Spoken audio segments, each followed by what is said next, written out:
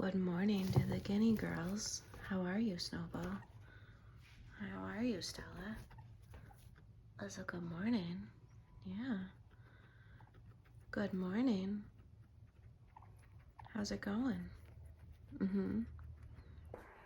Hello and welcome back to my channel. Today we are going to talk about macro calculating. Now, if you haven't seen my video on calorie cycling, be sure to go check it out. This is kind of like a follow-up to that video. So when it comes to counting calories in and of itself, just calories, sometimes that can leave people mentally struggling with feelings of restriction, feelings like, you're saving up all of your calories for the end of the day so you can have a 500-calorie dessert, which could leave you feeling extra hungry and then lead to you eating more than that 500-calorie dessert. And also you decrease your intake of micronutrients because you're deciding to eat a piece of cheesecake rather than, a regular dinner.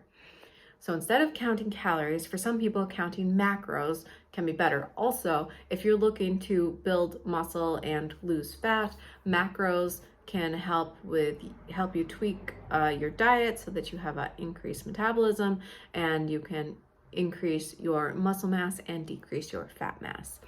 So first up, I want to say that I do have a macro calculating guide on my website, and also I've created a macro calculator based on a couple different percentages that I think would be beneficial, and I will describe those macro ratios in more detail in a little bit, but be sure to check out the links below to my website.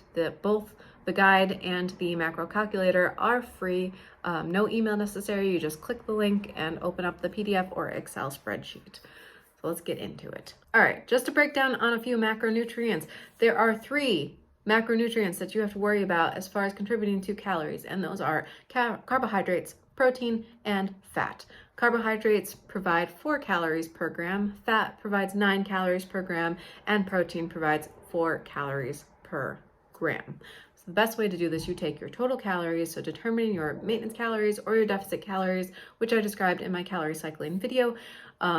You take the total number of calories that you have for goal for one day, and then you're going to determine your percentage of those calories to equal the grams of the macronutrients you should target for that particular day. So there are 2 different macro ratios that I recommend. There's one for general health, and there's one for building more muscle and reducing your body fat. For general health, as a dietitian, I have learned that it is best to eat about 55% of your calories from carbohydrates, 30% of calories from fat, and 15% of calories from protein. And if you are on a muscle building journey, you will know that 15% of calories from protein is not enough. But for general health, it is a good place to start. And then the other percentage I have for building muscle and losing fat is 50% of calories from carbohydrates, 25% of calories from protein, and 25% of calories from fat. When it comes to carbohydrates, there is a big kick right now on low carbohydrate, on keto diets, on even paleo, I think is fairly low in carbohydrates, and that can work for some people. But the majority of people do not do well on a low carbohydrate diet. They are going to have more cravings, they're going to feel not good, and also if you're trying to build muscle, carbohydrates help with muscle recovery and muscle building. So eat your carbs. That's what I recommend. As far as protein recommendations, the reason why I picked 25% rather than 30% is if you're eating a higher calorie diet, the higher protein you eat is not necessarily good for you biologically and physiologically. Too much protein can be too much stress on your kidneys, and it depends on also where you're getting your protein from. If your protein is coming from a lot of animal sources, that increases your risk of cardiovascular disease, heart disease, Alzheimer's, dementia, Parkinson's disease, and so on and so forth. So you want to make sure you're getting your protein mostly from plant sources, and plant sources of protein include nuts, nut butters, legumes, lentils, tofu, beans, soy milk, quinoa, plant-based yogurts with added protein, and vegan protein powders, among other sources of plant-based protein. And be sure to know that fruits and vegetables also provide a little bit of protein. So if you're eating a lot of those, you'll be getting more protein from that also. And also, as part of the diet composition conversation here, I want to talk a little bit about fat. You want to make sure you're getting more healthy fats and less of the unhealthy fats. So for starters, getting your protein from plant-based sources will help reduce the amount of unhealthy fats you're getting, but also making sure to amp up your healthy fats, such as avocados, olive oil, bringing back those nuts and nut butters. Those kinds of things will help you to get the healthy fats, and that will protect your brain. All of these things also will help with hormone balance. So plant-based proteins and plant-based healthy fats help with hormone balance as well.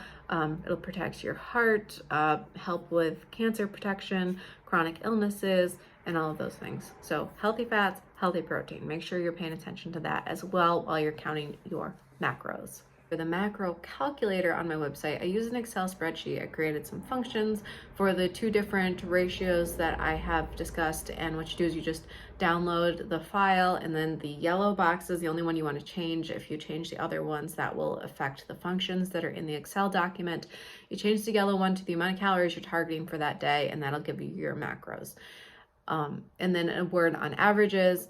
As I talked about in the calorie cycling video, you can also do weekly averages for your macros. A day that you work out, you have a protein shake after, but on days where you rest, maybe you're not having that protein shake, that can even out so that you're getting the added protein the day that you're working out, and you're not getting that added protein on the day that you're resting. Not that you have to flex your protein intake for your active days and your rest days. It all averages out in the wash, so it doesn't matter which day you're eating more protein and which day you're eating less. But there is some evidence that shows that eating a balanced meal that includes both carbs and protein about 15 to 30 minutes after your workout, if you're doing heavy lifting, will aid in muscle repair and thus muscle growth and muscle building. So that's what I have to say on macros. If you have any questions, please be sure to leave them in the comments below. Be sure to subscribe if you are new. Give this video a thumbs up, and I look forward to speaking with you next time.